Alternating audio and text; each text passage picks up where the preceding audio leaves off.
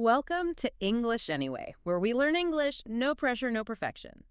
Today, we are going to do a deep dive into something really important. We really are. We are talking about how to say you are sorry.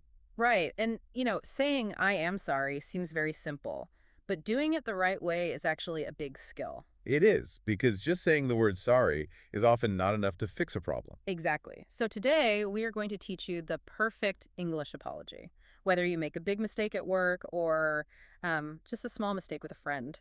And remember, we want you to practice with us. Speak out loud while you listen. Speaking it out is making it yours. Yes, please practice speaking, and don't be afraid to make mistakes. That is how we learn. So let's start with some key vocabulary. Our first word today is apologize. Apologize, that is a verb, right? It means to tell someone you are sorry for doing something wrong. Right. And our next key vocabulary word is sincere. Sincere means it is real, it comes from your heart. Yeah, you mean it. A sincere apology is not fake. Exactly.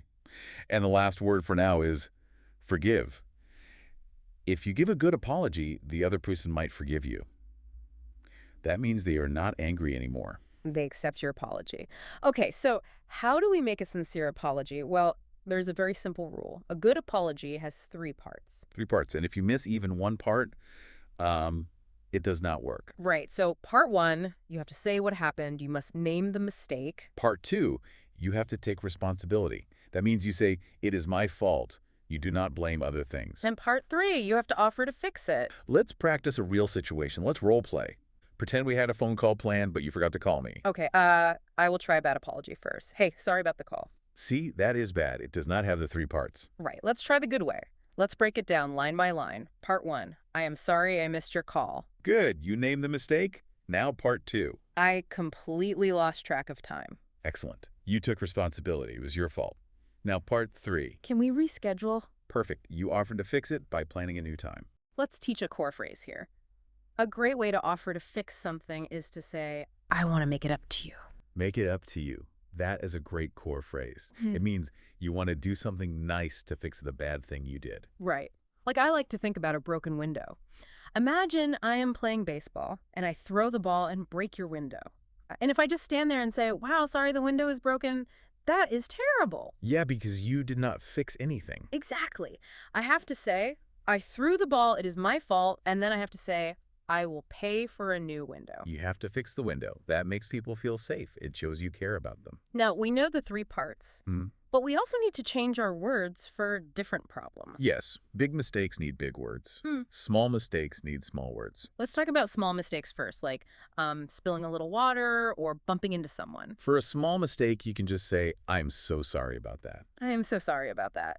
It is warm and simple, but what if the mistake is really big? For a big mistake, we have another core phrase. The phrase is, I owe you an apology. I owe you an apology. Wow, that sounds very serious. It is. It is for professional situations, like at work. Let's role play again. Imagine you gave your boss a report, but the numbers were all wrong. Oh, that is a bad day at work. Very bad. But you can save the day if you say the right thing fast. You walk up to your boss and say, I owe you an apology. So you say it before they even ask you about it. Right. You say, I owe you an apology. I made a mistake with the numbers. I will check them more carefully next time. That is so much better than waiting for them to get angry. You show you are a responsible adult. But here's a rule. You must match the words to the mistake. Do not use heavy words for a small problem. Wait, what do you mean? What if I use I owe you an apology for something small? Like, what if I am 5 minutes late for lunch with you? If you sit down for lunch and look very sad and say, I owe you an apology, I will think you are crazy. It is too much. Yes, it is weird. It makes a new problem. Because now I have to make you feel better. I have to say, oh no, please do not be sad. It is okay. Ah, I see. You make the other person do the work. You make them comfort you. Right. So for 5 minutes late, just use the normal 3 parts. I'm sorry I am late. The train was slow. I will buy your coffee to make it up to you. That is perfect. Okay, now let's talk about the danger zones. The danger zones. This is where people use the wrong words and ruin the apology. Let's highlight a very common mistake. It is maybe the worst apology in English.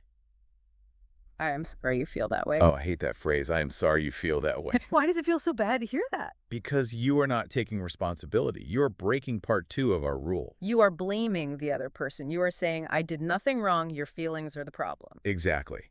You are apologizing for their feelings, Mm-hmm. but you cannot control their feelings. You can only control your actions. So how do we fix this common mistake? You change one small word. You add the word made. Instead of I'm sorry you feel that way, you say, I am sorry I made you feel that way. I am sorry I made you feel that way. Oh, wow. That changes everything. Yes, because now you are saying, my action caused your feeling. It is my fault. It repairs the trust. Practice that one out loud, guys. I am sorry I made you feel that way. Good. Now, there's another danger zone. It is about when we give an excuse. Right. Sometimes we have a real reason for our mistake. The train really was late. Yes, but the order of your words is really important. You must always say the excuse after the apology, never before. Wait, give me an example of the bad way. The train was late, so that is why I missed the meeting. Sorry. Oh, yeah. Yeah, that sounds defensive. It sounds like you were fighting. Right. When you put the excuse first, the other person stops listening. They think your sorry is fake. Exactly. So say sorry first. I'm really sorry I was late. The train was delayed. That is so much better. The sorry comes first, and the excuse is very short. Keep the excuse short. If you talk about the train for 5 minutes, the apology is gone. Okay, we have learned so much. We know the 3 parts. We know how to match the size of the mistake. And we know the danger zones. But there is one more big topic. And this is a very, very common mistake for English learners and native speakers too. What is it? Over-apologizing. Saying sorry too much. Oh, saying sorry when you did not do anything wrong. Yes. Think about your day-to-day. Did you say sorry to someone in the supermarket just because you walked past them? Or did you start an email with sorry to bother you just to ask a normal work question? People do this all the time. They use sorry just to be polite. Hmm. But this is a bad habit. Why is it bad? Is it not good to be nice? It is nice. Yeah. But if you say sorry 50 times a day, the word loses its power. Like money. If you print too much money, it becomes cheap. Right. And also, saying sorry too much makes you look, well, makes you look like you have no confidence. Yeah, you look weak. And just like being late for lunch, it makes the other person feel uncomfortable. Exactly. Yeah. They feel like they have to say, no, no, it is fine. All day long. So what should we do instead? What is a better word? For small, polite moments, use phrases like, excuse me, or pardon me. Let's role play. We are walking in a hallway and we almost bump into each other. Okay, I'll say, oh, excuse me, are you okay? See? You asked, are you okay?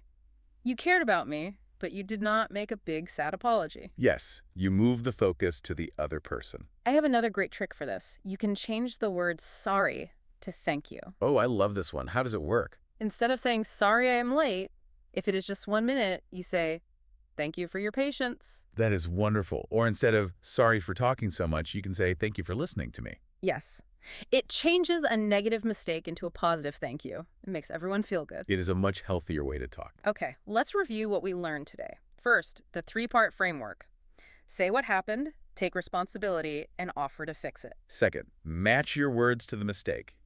Use I owe you an apology for big work problems. Third, watch out for the danger zones. Never say, I'm sorry you feel that way. Say, I'm sorry I made you feel that way. And keep your excuses short and put them after the apology. And finally, do not say sorry too much.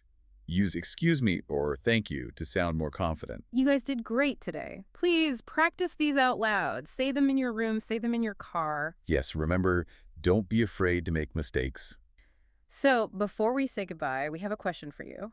When was the last time you said sorry, and was it a real apology or just a bad habit? We really want to know. Tell us in the comments. We'd love to read them.